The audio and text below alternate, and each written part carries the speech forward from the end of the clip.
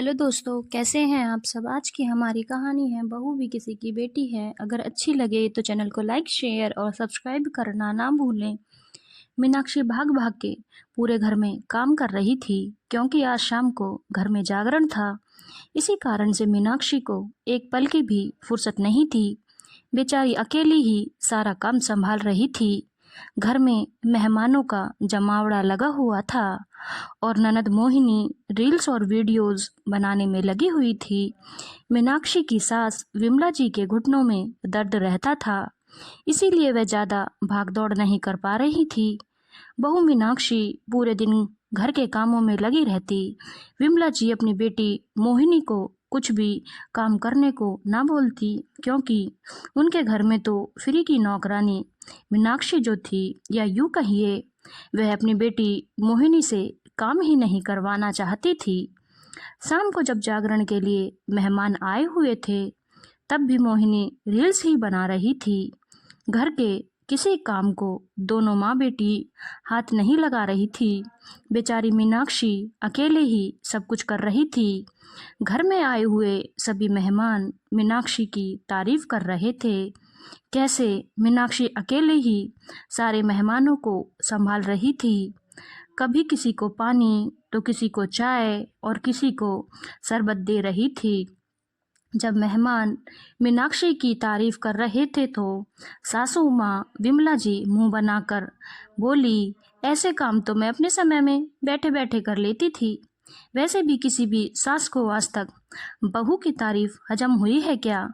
कोई खुद की बेटी की तारीफ ना करे तो चलता है, पर बहू की तारीफ की सास कभी सुन पाई है क्या।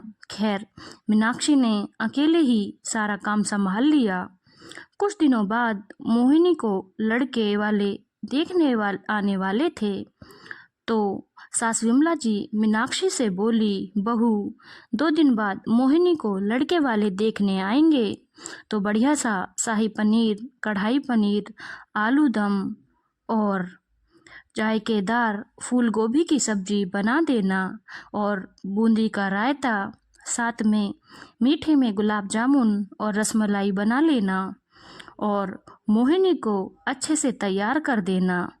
मीनाक्षी बेचारी बिना कुछ बोले हाँ में सर हिला दिया।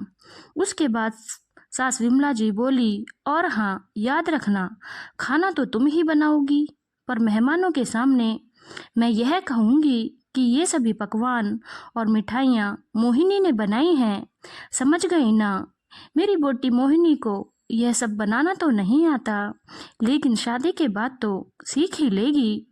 अभी झूठ बोलने में क्या ही हर्ज है। अभी थोड़ी ना शादी हो रही है, सीख जाएगी धीरे धीरे बाद में। लेकिन बस तुम अपना मुंह मत खोलना। 2 दिन बाद मोहिनी को लड़के वाले देखने आते हैं। मीनाक्षी चाय नाश्ता टेबल पर सजा के मोहिनी को लेने चली जाती है। मोहिनी को देखकर लड़के की माँ राधिका जी बोली, अरे बहन जी, आपकी बेटी तो बहुत ही सुंदर है। आपकी तभी विमला जी तपाक से बोली, राधिका बहन जी, मेरी बेटी रूपवती होने के साथ साथ बहुत ही गुणवान भी है। पढ़ाई में भी बहुत होशियार है मेरी बेटी। और घर की साफ सफाई और साज सज्जा जो आप देख रही हैं वह सब इसी ने ही किया है। और यह सारा नाश्ता भी मेरी बेटी मोहिनी ने ही बनाया है। सब बहुत खुश होते हैं। बेचारी मीनाक्षी बस मुस्कुरा कर रह गई। विमला जी बोली, आप सब लोग डाइनिंग टेबल पर चलिए, खाना भी तैयार है। सभी लोग डाइनिंग टेबल पर बैठ जाते हैं। मीनाक्षी सबको खाना परोस रही होती है। तभी लड़के के पिताजी मीनाक्षी से कहते हैं, अरे मीनाक्षी बेटा, तुम भी तो हमारे साथ बैठकर खाना खाओ। हम सभी ने तो अपना खाना ले लिया है। सुबह से तुम भी तो काम कर रही हो, तुम भी थक गई होगी, इसलिए आओ बैठो हमारे पास।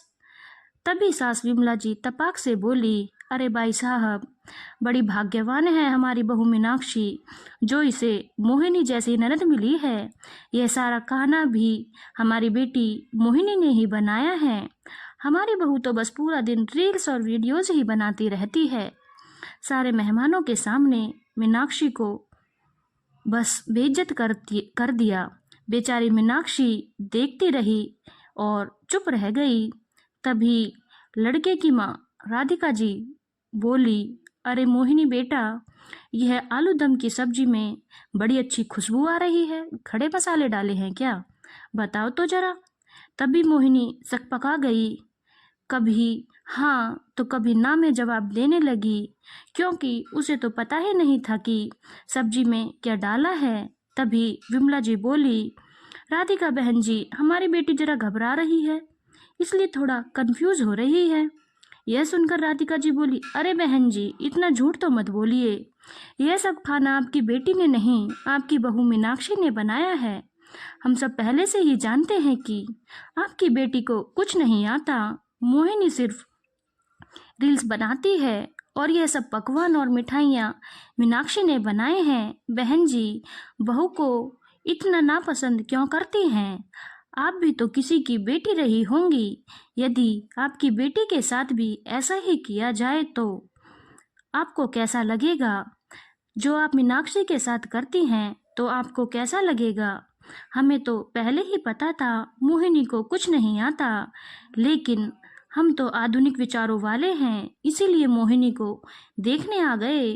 पर हमें नहीं पता था कि आप भी अपनी बेटी को बिगाड़ने में पीछे नहीं हो। हमें यह रिश्ता मंजूर नहीं, जिस रिश्ते की बुनियाद शुरू से ही झूठ पर रखी हुई हो।